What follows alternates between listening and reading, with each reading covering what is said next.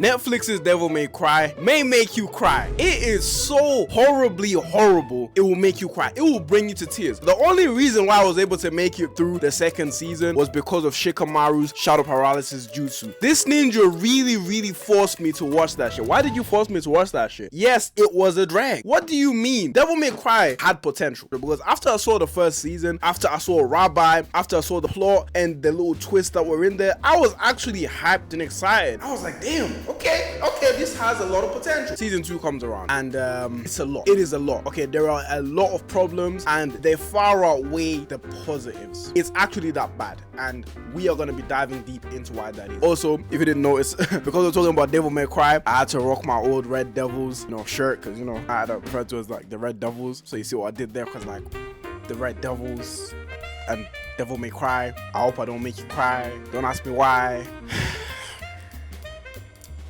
Let's just...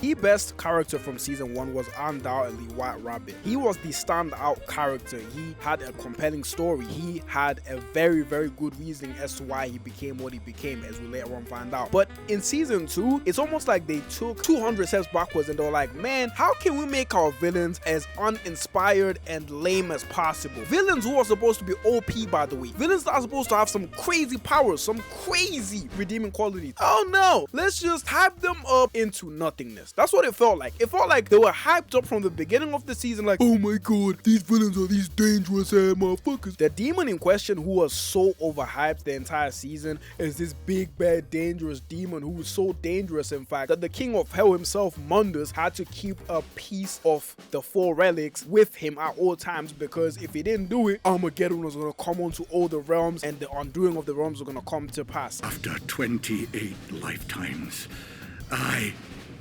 we finally achieved it. The full arcana at just the right moment. A few moments later.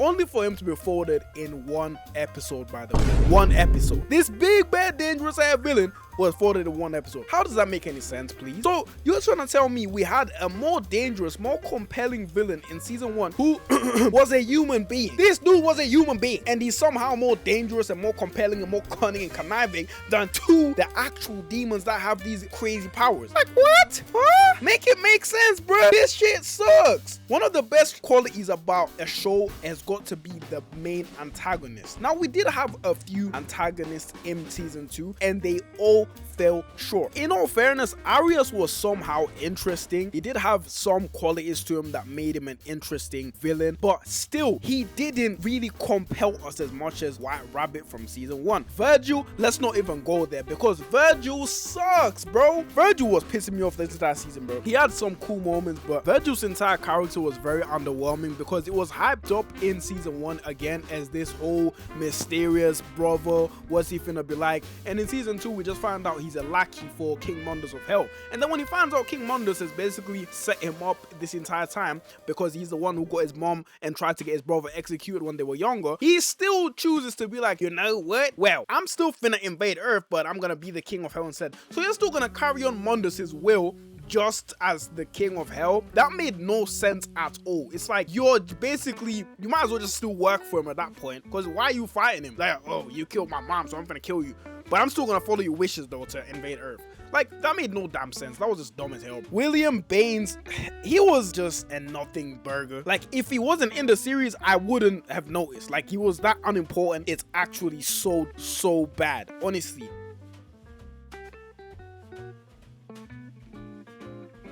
Nobody, and I mean nobody, is gonna convince me with a straight face that the woman who betrayed Dante in season 1 by betraying him and selling him out to the government and getting him frozen for a long time is somehow now warming up to him and being like, oh wow, I never realized that I actually had these feelings for you, and now I'm just bending over backwards literally for you. Oh wow.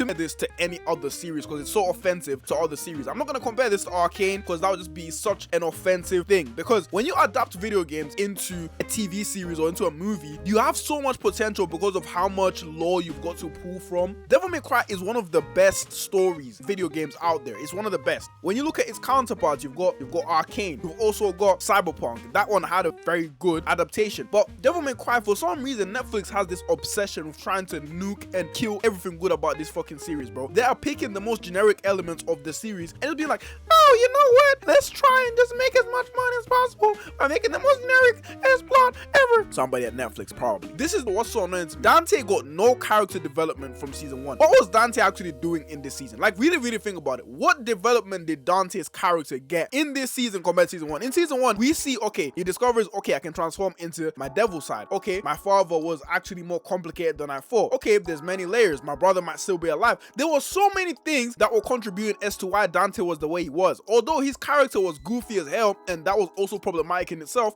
we could be like, you know what? We understand why he's like this. He had like so many layers to him. Maybe they're for no reason, for no apparent reason. Like, why was this even a thing?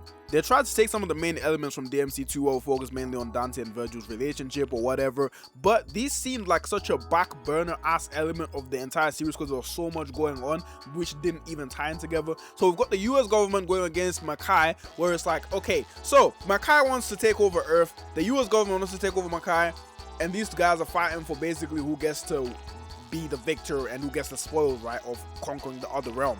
Spoiler alert, nobody wins. Shocker. What a flipping shocker. Oh my god. And like I said before, the villains were so underwhelming because nobody stood out to me. Nobody was like the one guy who was just like so enthralling and emotionally manipulated at the end, and then he's like, oh no, I'm actually not gonna keep defending this thing which is gonna potentially... Plot in this season was not good at all. It was horrible, absolutely horrible. The final thoughts and final conclusion is this season is not good. It's absolutely horrible, and I don't even know why they released this or why they thought this would be good to do.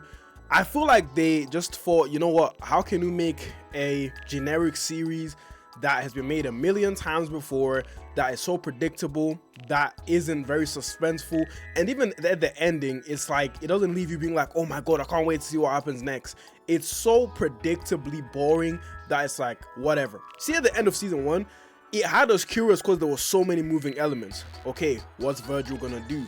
What's gonna happen with the White Rabbit's revelations? What is the government gonna do? What is Makai gonna do? We didn't know much about who was the king of hell.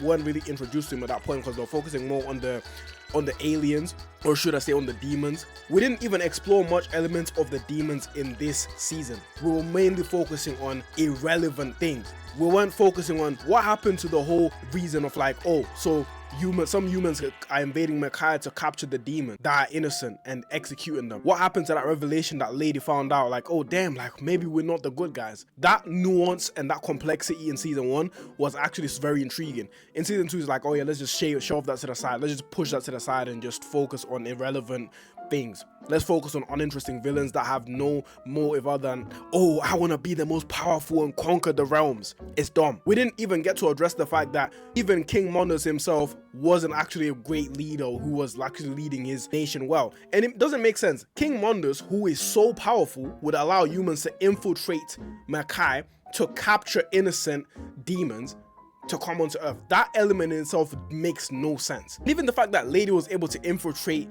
his castle to be able to take one of the 4 relics to escape, like that also made no sense. And he just was like, oh, it doesn't matter, man, it's whatever, nothing's gonna happen from this. And I hate how easily he was able to defeat the main villain, the scary fucking demon, or quote unquote scary villain. I hate how easily he was able to defeat him, because if you look in the flashback arc, it took like 4 or 5 of them to defeat him. It took 4 or 5 of them to defeat him, but this time it's like, oh, I've grown so much stronger in that time. That was just dumb, you know what I mean? So I personally thought you know what, if you're a casual viewer and you don't really look for critiques in a series, you might enjoy this. I don't know, but personally, I don't like this series. This season specifically is horrible compared to season 1, and I hope they can resurrect it in season 3, but I don't know, bro. I'm not gonna hold my breath, because this is Netflix we're talking about. They do have a lot of good series, but this one's not it. Let me know what you thought in the comments, and I'm gonna catch you in the next video, man. Love. See what I did that? Because love. Just go over it.